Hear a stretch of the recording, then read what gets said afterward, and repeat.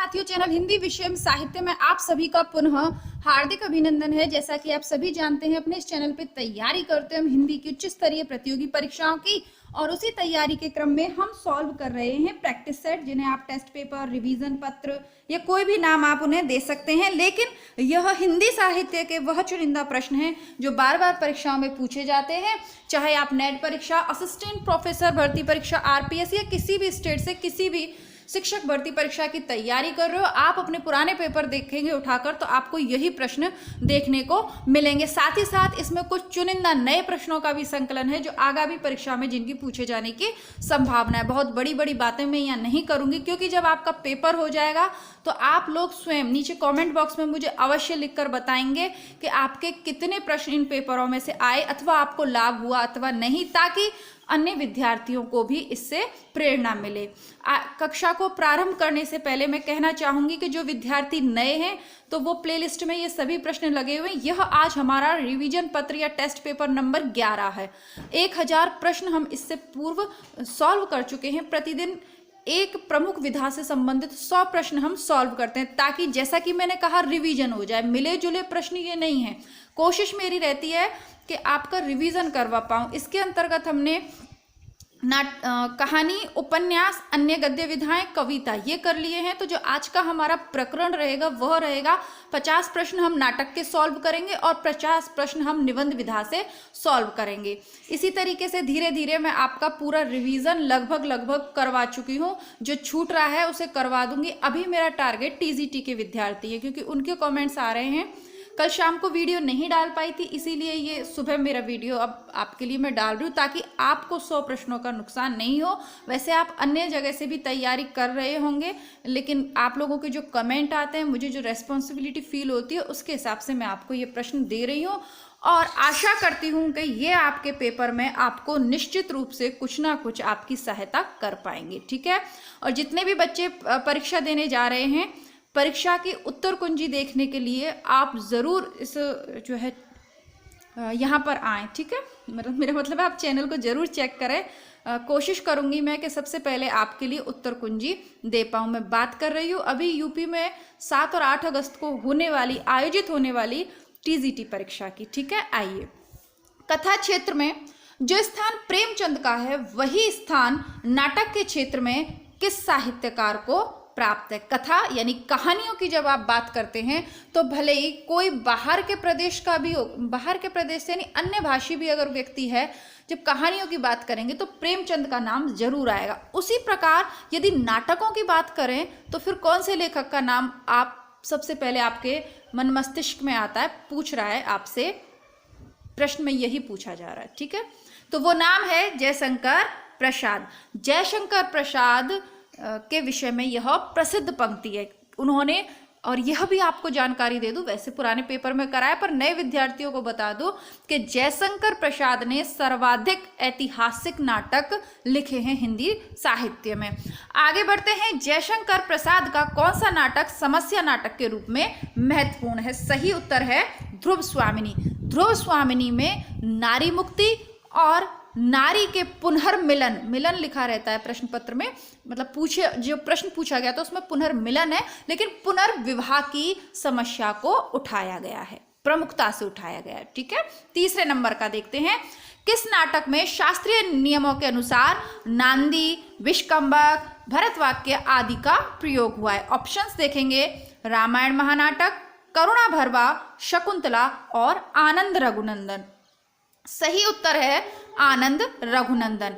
आनंद रघुनंदन के रचयिता कौन है? महाराज विश्वनाथ सिंह। तो ये जो महाराज विश्वनाथ सिंह थे, इन्होंने शास्त्रीय नियम क्या होते हैं? देखिए, संस्कृत से हिंदी में ये जो आपका जितना भी ये काव्य वाला क्षेत्र है ना, जिसमें भारतीय काव्य, गुण, दोष, लक्षण, अलंकार, छंद, ये जो काव्य शास्त्रीय पक्ष है, इसका मूल स्रोत संस्कृत है।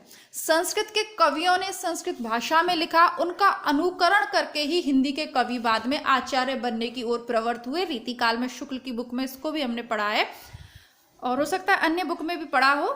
तब तो मैं आपको जो समझाना चाह रही हूँ, तो ये जो नियम है ना, नाटक के क्या क्या नियम होते हैं, पहले नांदी, विष्कंभक, भरतपाक, ये सब नाटक के अंतर्गत आते थे पहले। यदि किसी को नाटक की रचना करनी है तो इन तथ्यों का ध्यान रखना होता था, लेकिन हिंदी में सरल रूप उसका कर दिया। इतने विद्वान अपना ही एक अलग चलाया और इन नियमों से हिंदी भाषी नाटककार हट गए। लेकिन एक नाटककार ऐसे हुए, महाराज विश्वनाथ सिंह, उन्होंने अपना नाटक लिखा आनंद रघुनंदन, और इन नियमों का एज इट इज पालन किया। तो ये थोड़ा सा आपका अलग प्रश्न है, पूछा गया है और पूछा भी जा सकता है, ठीक है।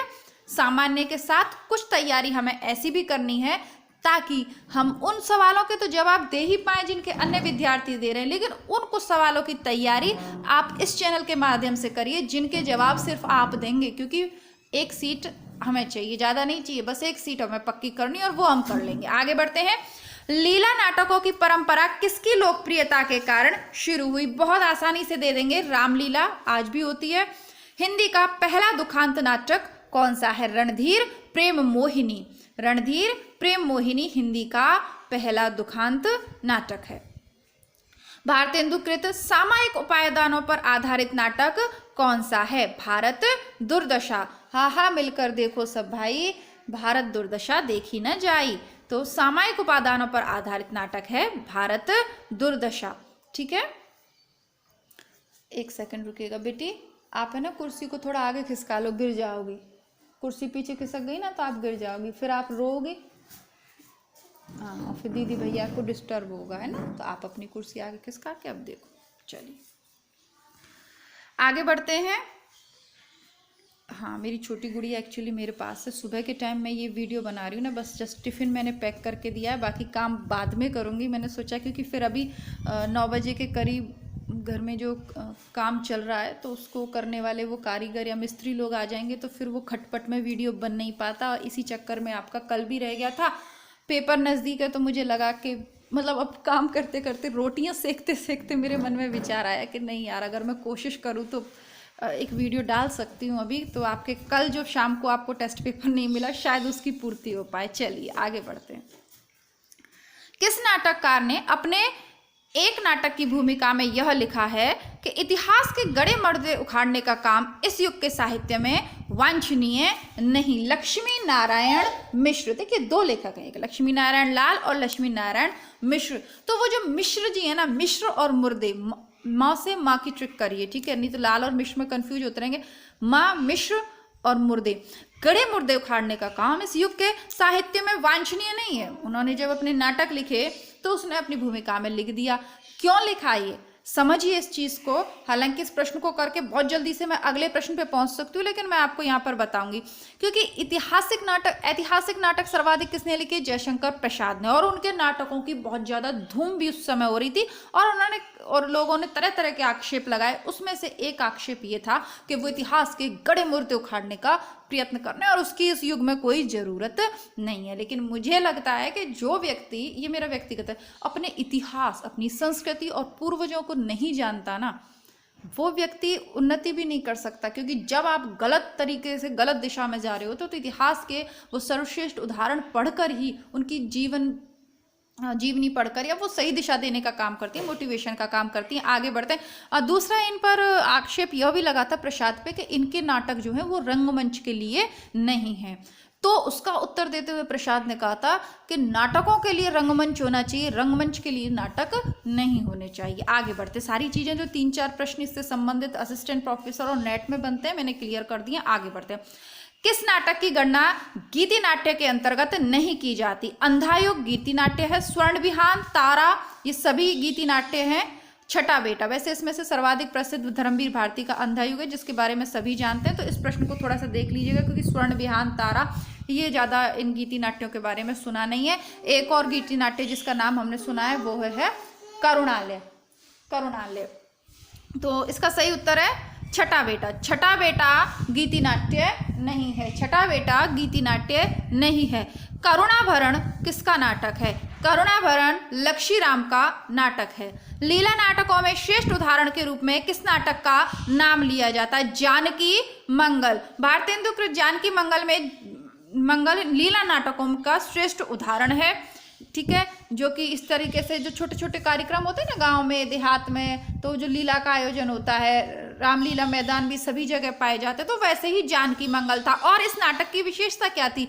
यह वह नाटक है जिसमें स्वयं भारतेंदु जी ने अभिनय किया है। नेट परीक्षा में पूछा हुआ प्रश्न है, मैंने आपको भी करवा दिया।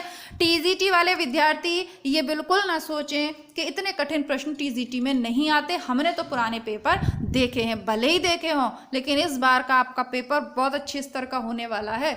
और अभी तक भी अगर गलतफहमी में, मैं फिर कहूंगी, आप पीजीटी के पुराने पेपर, आप नेट के पुराने पेपर और चैनल पे जो प्रैक्टिस सेट्स हैं कर लीजिए, आपके बहुत काम आने वाले। आगे बढ़ते हैं। किस नाटक की गणना ऐतिहासिक नाटकों के अंतर्गत नहीं की जाती? तो सेनापति उदल, ये उदल तो इतिहास का पात्र है। संयोगिता स्वयंवर, संयोगिता भी इतिहास का पात्र होगा। नील देवी, यह भी इतिहास का पात्र हो गया। जब भारत सौभाग्य की बात करेंगे तो बेटा वो आपको नहीं काट रहा है ना, आप तो खिड़की के अंदर हो ना, आपको कैसे काट पाएगा, बैठो आराम से। लेकिन जब हम बात करेंगे ऐतिहासिक नाटकों की, तो भारत सौभाग्य उसके अंतर्गत नहीं आएगा, ये आधुनिक काल की रचना है। नल दमयंती स्वयंवर किसकी रचना है? तो बालकृष्ण भट्ट की यह रचना है, नल दमयंती स्वयंवर। ये नाटक बालकृष्ण भट्ट का है। राकेश मोहन का कौन सा नाटक अधूरा है? पैरों तले की जमीन उनका अधूरा है। लहरों के राजहंस, हम निश्चित रूप से लहरों के राजहंस और आषाढ़ का एक दिन निश्चित रूप से आपको मैं अगस्त के बाद पढ़ा दूंगी। अगस्त से पहले इसलिए नहीं क्योंकि इसके अंतर्गत टीजीटी पीजीटी उत्तर प्रदेश में आयोजित होने वाली है, तो उन बच्चों की तैयारी के क्रम में ये काम में नहीं आएंगे, इसलिए जैसे ही अगस्त का लास्ट आता है मैं आपको ये पढ़ा दूंगी। आधे अधूरे हम पढ़ चुके हैं, तो ये सभी पूरे हैं। पैरों तले की जमीन, यह मोहन राकेश का अधूरा नाटक है। भारतेंदु का कौन सा नाटक शेक्सपियर का मर्चेंट ऑफ वेनिस का अनुवाद है? तो दुर्लभ बंधु। मर्चेंट ऑफ वेनिस का हिंदी अनुवाद किया है दुर्लभ बंधु नाम से भारतेंदु ने। भारतेंदु से 1 से 2 प्रश्न अवश्य पूछे जाएंगे, ध्यान से पढ़िएगा। इतिहास का अनुशीलन कभी भी जाति को अपना आदर्श संगठित करने के लिए इतिहास का अनुशीलन किसी भी जाति को अपना आदर्श संगठित करने के लिए अत्यंत लाभदायक होता है। ये पंक्ति किस नाटककार की? अब तो आप बहुत आसानी से इसे बता देंगे, जयशंकर प्रसाद की। क्यों पढ़ना चाहिए इतिहास? क्यों? क्योंकि उसके माध्यम से हम अपना आदर्श संगठित कर सकते हैं। कृष्णार्जुन युद्ध नाटक किसने लिखा है? कृष्णार्जुन युद्ध नाटक लिखा है माखनलाल चतुर्वेदी जी ने। ठीक है, कैसे हैं कृष्ण, क्या खाते हैं? माखन खाते हैं ना, माखन लाल है वो। तो कृष्णार्जुन युद्ध किसने लिखा है? माखनलाल चतुर्वेदी जी ने। और कौन सा नाटक करते हैं? माखन खाने का तो नाटक किया था ना उन्होंने, तो ये नाटक है, ये भी पूछा जा सकता है, याद कर लीजिएगा। अभी तक वीडियो को लाइक नहीं किया है, लाइक कर दीजिएगा। वीडियो को अपने मित्रों में शेयर जरूर कीजिए। ठीक है, आप पीजीटी की दे रहे हो तो टीजीटी वालों को शेयर कर दो, टीजीटी की दे रहे हो नेट असिस्टेंट वालों को दे लो, उनकी दे रहे हो चैनल का कोई भी वीडियो उठा के एमए बीए वालों को सेंड कर दीजिए। पर चैनल से कोई ना कोई वीडियो आप लोग अवश्य शेयर करें और चैनल को थोड़ा सा सब्सक्राइब करवाएं अपने मित्रों से। आगे बढ़ते हैं। अच्छा लगे तो करवा दीजिए, नहीं अच्छा लगे तो कोई दिक्कत नहीं है। अंधेर नगरी एक किस प्रकार की कृति है? हम सब ने चैनल पे पढ़ी है। अंधेर नगरी एक प्रहसन है ना, हंसते हंसते बहुत कुछ कहा गया है। एक प्रश्न हमारा छूट गया 19वें नंबर का। किस नाटककार ने नाटकों को पहली बार रूमानियत के घेरे से बाहर निकालकर आधुनिकता का बोध के साथ जोड़ा? पहले बार ये काम किसने किया? थोड़ा सा देखना पड़ेगा, वैसे इसका उत्तर प्रेमचंद भी हो सकता है, बट मैं इसे चेक करती हूँ। पहली बार रूमानियत के घेरे से, अच्छा नाटक की बात हो रही है, सॉरी, अगर कथा साहित्य की बात होती तो ये काम प्रेमचंद ने किया था, यथार्थवादी कहानियां लाने का। लेकिन यहाँ बात कर रहे हैं नाटक की, तो नाटक के क्षेत्र में ये कार्य किया है उपेंद्रनाथ अश्क जी ने। और एक और बात उपेंद्रनाथ अश्क से संबंधित याद कर लीजिए, ये आंचलिक नाटककारों के अंतर्गत इनकी गणना कभी भी नहीं होगी। ये नगरीय विधा के, नगरीय क्षेत्र की रचना करने वाले नाटककार हैं। नगरीय क्षेत्रों की दिशा स्थिति परिस्थितियों का वर्णन इनके नाटकों में मिलता है। आगे बढ़ते हैं। प्रश्न पूछा हुआ था, याद आ गया इसलिए बता दिया। कालिदास के जीवन पर आधारित नाटक है आषाढ़ का एक दिन, और जिसके रचयिता है मोहन राकेश।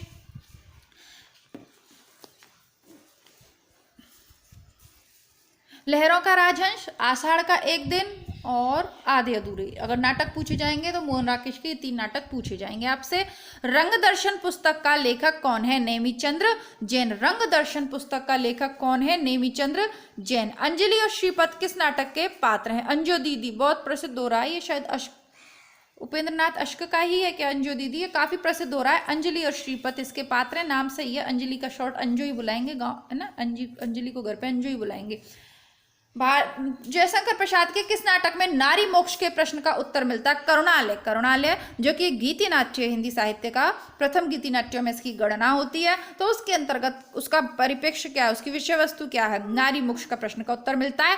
कोणार्क बहुत ही प्रसिद्ध नाटक है जगदीश चंद्र माथुर जी का। लक्ष्मी नारायण लाल के नाटक में प्रेम और विवाह को कला साधना के परिप्रेक्ष्य में देखा गया। बात हो रही है लक्ष्मी नारायण लाल की, तो मादा कैक्टस, प्रेम और विवाह को कला साधना के परिप्रेक्ष्य में देखा गया है, तो उस नाटक का सही उत्तर है मादा कैक्टस। कबीरा खड़ा बाजार में भीष्म साहनी जी का है। बकरी नाटक किसके द्वारा लिखित है? सर्वेश्वर दयाल सक्सेना। कौन सा नाटक उपेंद्रनाथ अश्क द्वारा लिखित नहीं है? धूप का एक टुकड़ा, यह अश्क ने नहीं लिखा है। जय पराजय, पैंतरे, पर्दा उठाओ, पर्दा गिराओ, ये प्रसिद्ध नाटक है। दोबारा देखते हैं, जय पराजय, पर्दा उठाओ, पर्दा गिराओ, पैंतरे, ये उपेंद्रनाथ अश्क के नाटक हैं। कौन सा नहीं है? धूप का एक टुकड़ा नहीं है। आधुनिक हिंदी एकांकी नाटकों का जनक किसे कहा जाता है? एकांकी नाटकों का जनक किसे कहा जाता है? रामकुमार वर्मा जी को।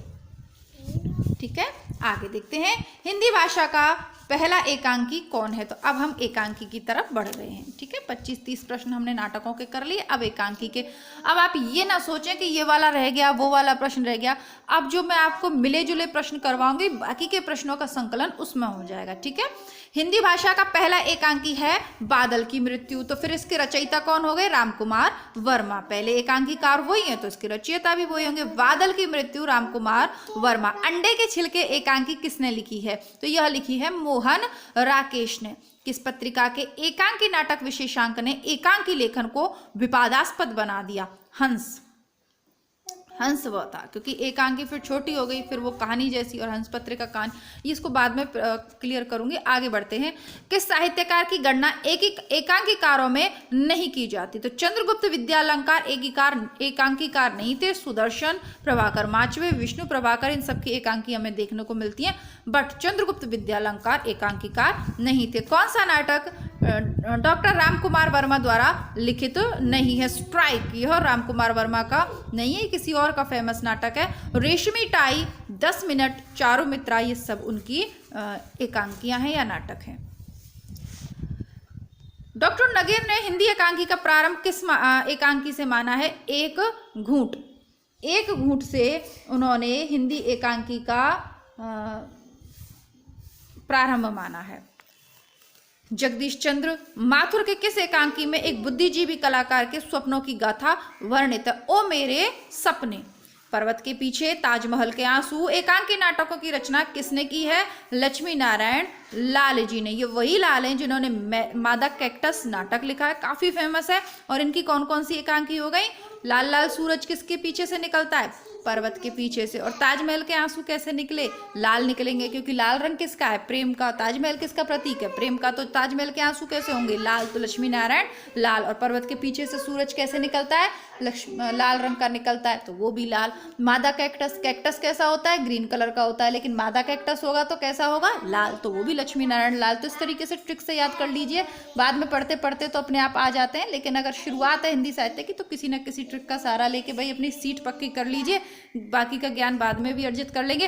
इन एकांकीकारों में कवि रूप में कौन प्रसिद्ध है? रामकुमार वर्मा कवि के रूप में भी प्रसिद्ध है, बाकी तो किसी की कविता देखने को मिलती नहीं है। डॉक्टर नाटक किसका है? विष्णु प्रभाकर का। इनमें से कौन सा नाटक ग्रीश कर्नाड का है? तुगलक, क्योंकि हानुष किसका है? बेटा देखो वो आ गया, आपका कब्बू आ गया, खिड़की पे गया। ये हानुष तो भीष्म साहनी जी का नाटक है ना। तो तुगलक गिरीश कर्नाड का कौन सा है? तुगलक। गिरीश कर्नाड की एक और रचना काफी प्रसिद्ध है, बदन या कुछ पता नहीं, कुछ ऐसी करके अभी एकदम से माइंड में नहीं आ रही है। घीसाराम कोतवाल हल्ला बोल नाटकों का लेखक कौन है? तो घीसाराम कोतवाल और हल्ला बोल नाटक लिखे हैं विजय तेंदुलकर ने। सचिन तेंदुलकर किससे हल्ला बोलते हैं? अपने बल्ला से, है ना। तो उसी प्रकार विजय तेंदुलकर ने बोला हल्ला बोल, और घीसाराम कोतवाल। जब भाई हल्ला बोल दोगे तो फिर कोतवाल जी भी तो आएंगे ना।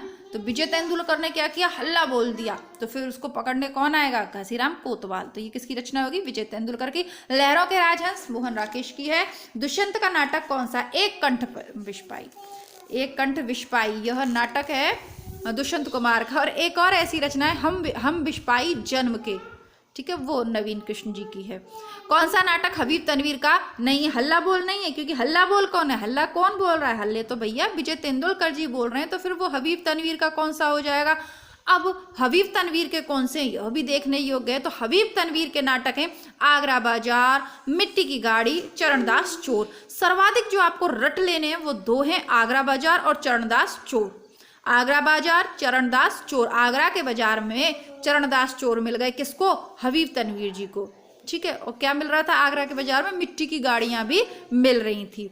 ठीक है, आगे बढ़ते हैं। सूर्य की अंतिम किरण से सूर्य की पहली किरण तक नाटक किसका है? बहुत ही प्रसिद्ध और सर्वाधिक पूछे जाने वाला नाटक है। रचयिता है सुरेंद्र वर्मा। नाटककारों में कवि रूप में भी प्रसिद्ध रचनाकार कौन है? धर्मवीर भारती। अंधा युग याद कर लीजिएगा। अभी देखा कि गीति काव्य है। स्नेह या स्वर्ग नाटक किसकी रचना है? तो यह है सेठ गोविंद दास की। उपेंद्रनाथ अश्क, इसका नाम कुछ और है, यही है। चलिए पढ़ते हैं आगे। सेठ उपेंद्रनाथ अश्क के किस नाटक में समझौतावादी और विद्रोहिणी नारी का चित्रण किया गया है? तो ये अलग अलग रास्ते, जैसा कि मैंने कहा नगरीय क्षेत्र के नाटककार हैं। भारतेंदु हरिश्चंद्र का निबंध कौन सा है? एक अद्भुत अपूर्व स्वप्न। भारतेंदु जी की रचनाएं याद करके जाइएगा, याद नहीं हो तो रट लीजिएगा, पर कर जरूर लीजिएगा। भारतेंदु हरिश्चंद्र और तार सप्तक, वहां से 2 प्रश्न आने, और ये खड़ी बोली फोर्ट विलियम कॉलेज के जो 4 विद्वान है, यहाँ से प्रश्न सुनिश्चित रूप से आएगा, हर पेपर के लिए कह रही हूँ मैं यहाँ पे। भारतेंदु हरिश्चंद्र जी का निबंध कौन सा है? एक अद्भुत अपूर्व स्वप्न। तो ये निबंध का अंतिम प्रश्न इस वाले पे प्रिंट हो गया है, तो इसका मतलब कि एक नाटक का प्रश्न उस वाले पेपर पे देखने को मिलेगा। कुल मिला के ये 50 प्रश्न हमारे नाटक के हो गए। अब आ जाते हैं हम निबंध विधा पर। ठीक है, तो ये आपका हो गया 1050 नंबर का प्रश्न हम करने जा रहे हैं। वीडियो में आज थोड़ा सा वीडियो डेली की अपेक्षा थोड़ा ज़्यादा टाइम लगा है, क्योंकि मुझे लगता है कि व्याख्या मैंने ठीक से की है, और एक प्रश्न से जितने प्रश्न बने हैं, पूछे गए हैं और पूछे जाएंगे, उनसे संबंधित है। और फिर पढ़ें तो थोड़ा सा अच्छा सा ही पढ़ें, कुछ ढंग से पढ़ें, है ना। भारतेंदु हरिश्चंद्र के नाटकों की सबसे, हाँ तो ये नाटक वाला एक प्रश्न इधर प्रिंट हो गया है। नाटकों की सबसे बड़ी विशेषता कौन सी है? राष्ट्रीय सांस्कृतिक जागरण। तो ये आपका नाटक वाला टॉपिक यहाँ समाप्त हो जाता है। अब प्रारंभ करते हैं निबंध को। किस आलोचक ने बालकृष्ण भट्ट और प्रताप नारायण मिश्र को हिंदी का स्टील और एडिसन कहा है? अर्थात जो विशेषता अंग्रेजी के नाटककार स्टील और एडिसन के साहित्य में मिलती है, वही विशेषता बालकृष्ण भट्ट और प्रताप नारायण मिश्र के निबंधों में देखने को मिली। तो ये किसने कहा है? ये रामचंद्र शुक्ल जी ने कहा है। बालकृष्ण भट्ट को क्या कहा है? भट्ट स्टील, और प्रताप नारायण मिश्र को क्या कहा है? Edison. Pratap Narayan Mishra Edison, Balkrishna Bhatt steel. याद कर लीजिएगा, अलग से भी पूछ सकते हैं। आगे वाला निबंध देखते हैं। धोखा, बात और भौं निबंधों की रचना किसने की है? प्रताप नारायण मिश्र ने प्रहसन के रूप में करते थे।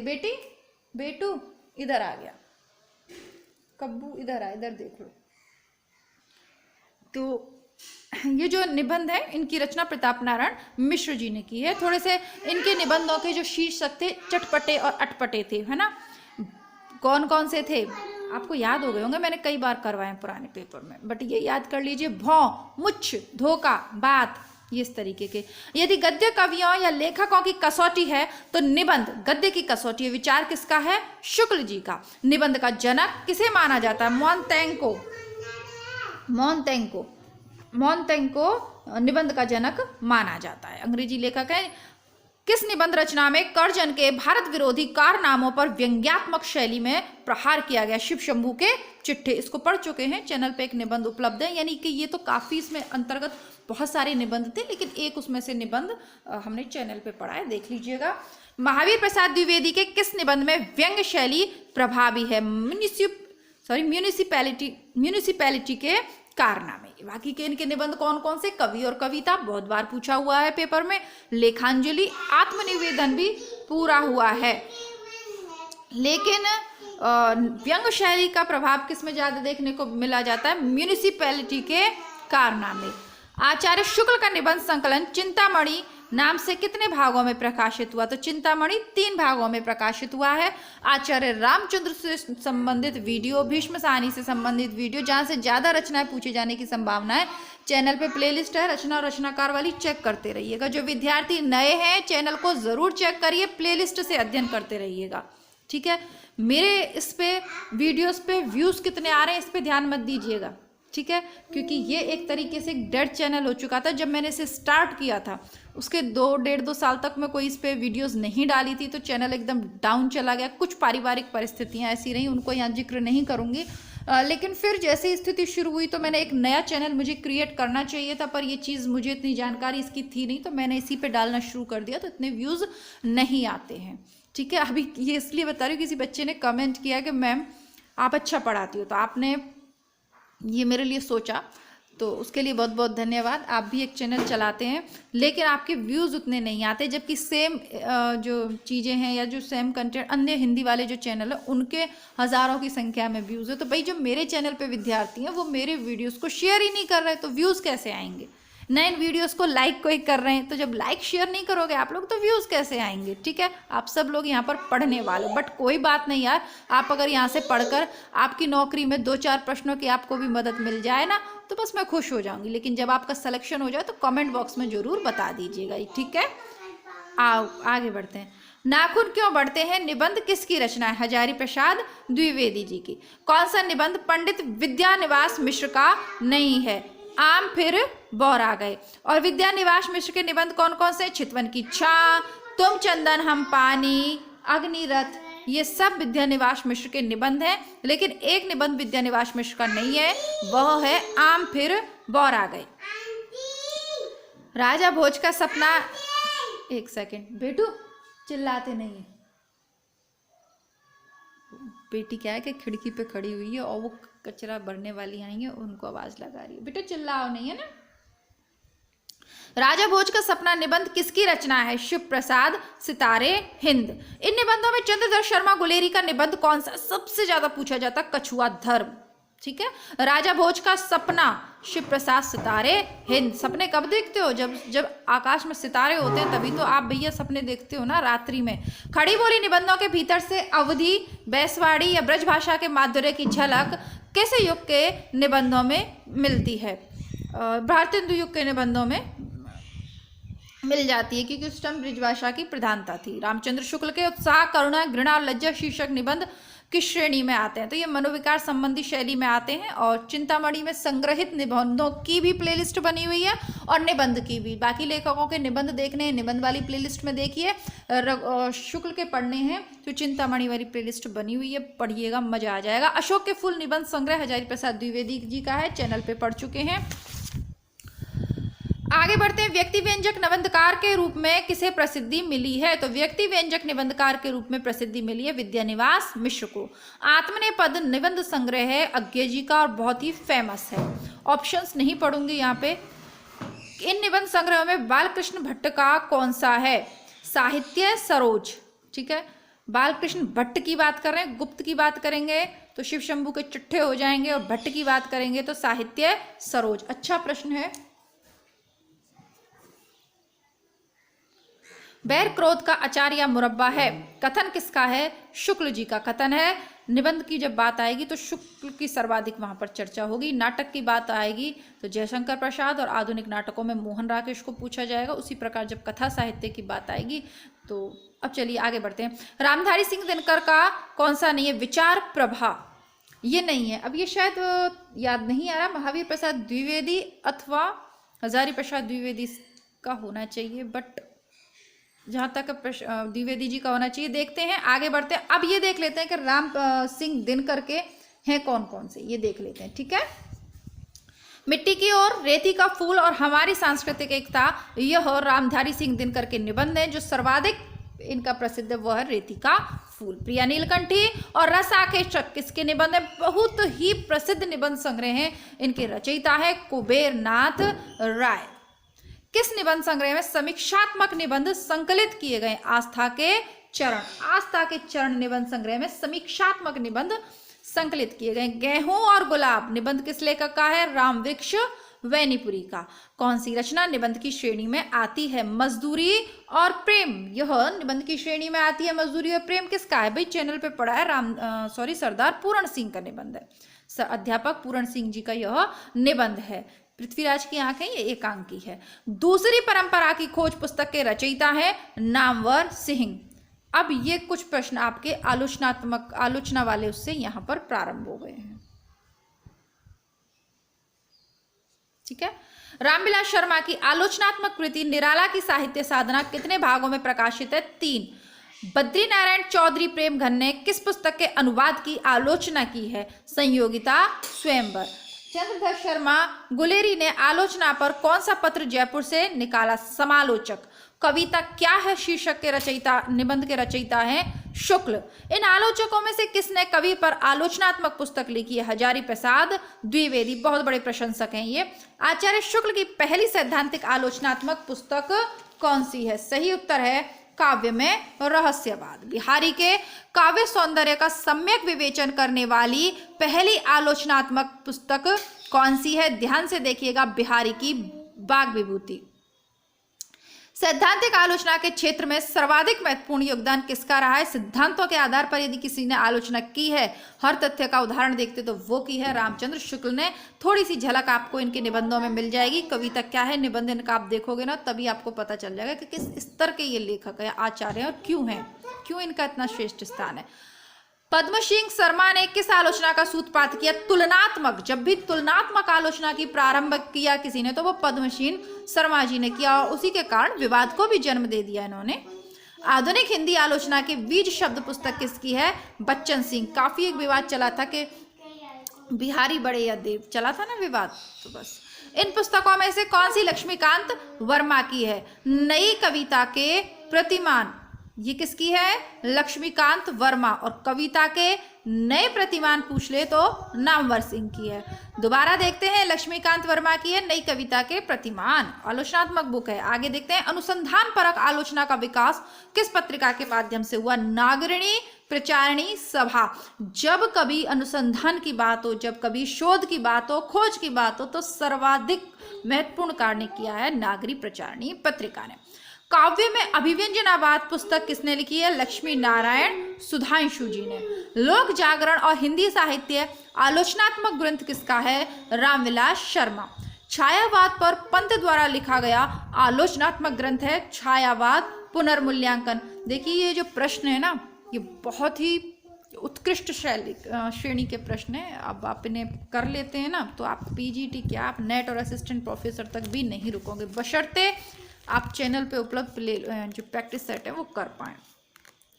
इन आलोचनात्मक कृतियों में रामविलास शर्मा की कौन सी है? भाषा और समाज सर्वाधिक जो पूछी जाती है। मिश्र बंधुओं ने किस कृति ने तुलनात्मक आलोचना को आगे बढ़ाया? मिश्र बंधुओं की किस कृति ने तुलनात्मक आलोचना को आगे बढ़ाया? वो कृति थी हिंदी नवरत्न। ठीक है, उसके अंतर्गत 9 लेखकों को इन्होंने लिखा और फिर वो आलोचना का दौर बढ़ गया, जैसा कि मैंने आपको बताया बिहारी बड़े या देव। शोध परक आलोचना का उन्नायक कौन है? श्याम सुंदर दास। सबकी आलोचना अलग अलग तरीके की है भाई, ध्यान दीजिएगा, दोबारा बता देती हूँ। अगर तुलनात्मक आलोचना का प्रारंभ पूछ ले, यानी जहां 2 लेखकों की तुलना करके आलोचना की है, तो पद्म सिंह शर्मा। शोध परक पूछ ले, श्याम सुंदर दास नागरी प्रचारिणी सभा से जुड़े हुए थे। शोध, खोज, अनुसंधान, ये सारी बातें आती नागरिक प्रचारिणी सभा को याद रखिएगा। और जब वो माइंड में आ गई तो भले इसका उत्तर न पता हो, लेकिन आप देख लेंगे श्याम सुंदर दास वही जो पहले सरस्वती पत्रिका के वो थे, नागरिक प्रचारिणी से जुड़े थे, तो बिल्कुल यही होंगे। कुछ प्रश्न ऐसे भी हल कर लीजिएगा। आलोचनात्मक ग्रंथ कौन सा है? फिलहाल यह एक आलोचनात्मक ग्रंथ है। सदाचार के ताबीज तो हम सभी जानते हैं, निबंध संग्रह परिसाई जी का। कौन सी कृति निबंध की श्रेणी में रखी जाती है? लिखी कागज कोरे, यह निबंध की श्रेणी में रखी जाती है। साहित्य जनसमूह के हृदय का विकास है, कथन किस निबंधकार का है? बालकृष्ण भट्ट का। क्रोचे के अभिव्यंजनावाद को किस आलोचक ने भारतीय वक्रोक्ति का विलायती उत्थान माना? रामचंद्र शुक्ल ने। बहुत ही प्यारा सा, थोड़ा सा इस पे लिखा भी उन्होंने अपनी बुक में। क्रोचे के अभिव्यंजनावाद को भारतीय वक्रोक्तिवाद का विलायती उत्थान माना। शुक्ल ने कहा कि हमारे संस्कृत में हमारे आचार्यों ने जो वक्रोक्तिवाद सिद्धांत लिखा बस वैसा ही, उसी का कुछ मान लो, उसी का कोई अंग्रेजी रूप है और कुछ नया नहीं लिख दिया है कि आप इतना क्रोचे का अभिव्यंजनावाद करते फिरते हो, इतना उसको प्रसिद्धि दे रहे हो। कुछ नहीं है, वो हमारे यहाँ पहले ही लिखा जा चुका। वो एक अलग बात है कि लोगों ने अपना तो पढ़ा नहीं और अंग्रेजों का जाके पढ़ लिया, ठीक है। जैसे आज भी तो युवा हम लोग अपनी संस्कृति अब उसको छोड़कर भग रहे हैं उनके पीछे फालतू में ही। आगे बढ़ते हैं। कृष्ण बिहारी मिश्र ने अपनी पुस्तक देव और बिहारी में आलोचना की कौन सी पद्धति अपनाई है? तुलनात्मक। देव और बिहारी नाम से स्पष्ट है। मनोविश्लेषणात्मक समीक्षा के क्षेत्र में किस आलोचक का नाम सम्मिलित नहीं है? विजयदेव नारायण शाही का नहीं है। अब मनोविश्लेषणात्मक समीक्षा की जब आप बात करेंगे तो अज्ञेय ईलाचंद्र जोशी, ये तो मैं आपको हमेशा से ही रटाती आई हूँ कि मनोविश्लेषणवादी। एक और नाम जोड़ लीजिएगा, देवराज उपाध्याय। बचे कौन? देवनारायण शाही तो ये नहीं है। सुधा में ईलाचंद्र जोशी का संस्मरण किस शीर्षक से प्रकाशित हुआ? मेरे प्राथमिक जीवन की स्मृतियां। तो ये कुछ जैसा कि मैंने कहा कि एक आध आ जाता है, ये मैं आपको करवा चुकी हूँ। ये अन्य गद्य विधाओं वाला है, जो अन्य गद्य विधाओं वाला टेस्ट पेपर करवाया था वो यहाँ से करवाया था, तो उसका एक लास्ट प्रश्न यहाँ पे रह गया, तो ये उसमें नहीं किया था, इसमें देख लेते। ईलाचंद्र जोशी का संस्मरण कौन सा है? मेरे प्राथमिक जीवन की स्मृतियां।